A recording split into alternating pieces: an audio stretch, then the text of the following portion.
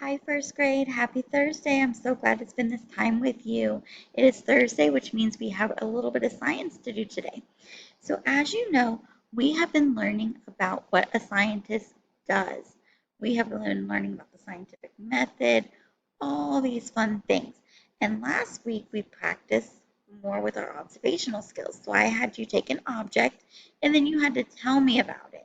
You had to tell me the shape, the size, the weight, all those different things. And you guys did an amazing job. Give yourselves 5 pats on the back.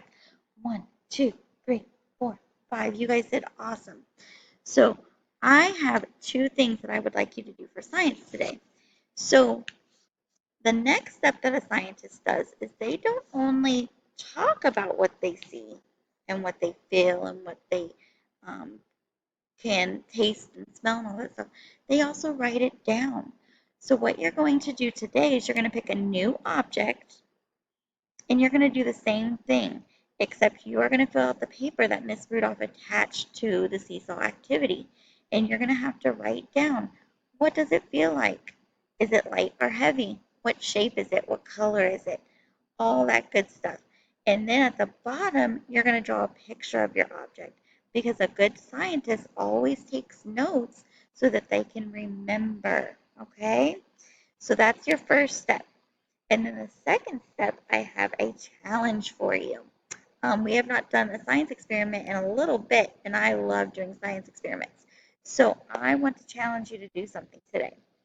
And then tomorrow, I'm just going to post the video. You won't have to do anything but watch it to kind of get the answer. So as you know, scientists make predictions. They ask questions, and then they make predictions, and then they perform experiments. Okay. So what I want you to do is, hopefully you can find this around your house, but I would like you to find a penny.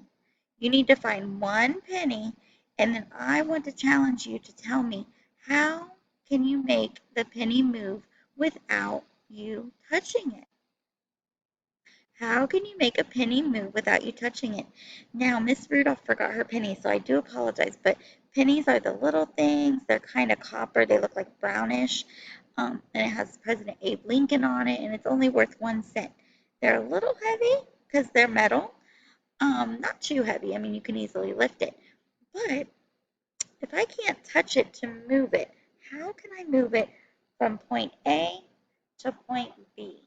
So after you fill out your paper with the object that you've chosen today, I want you to play around with that and see, can you make a penny move without touching it? All right, and then check back tomorrow. I will post a video of me doing the experiment, and we will see how we can make a penny move, if we can, without touching it. All right, thank you guys. Have a great day. Bye.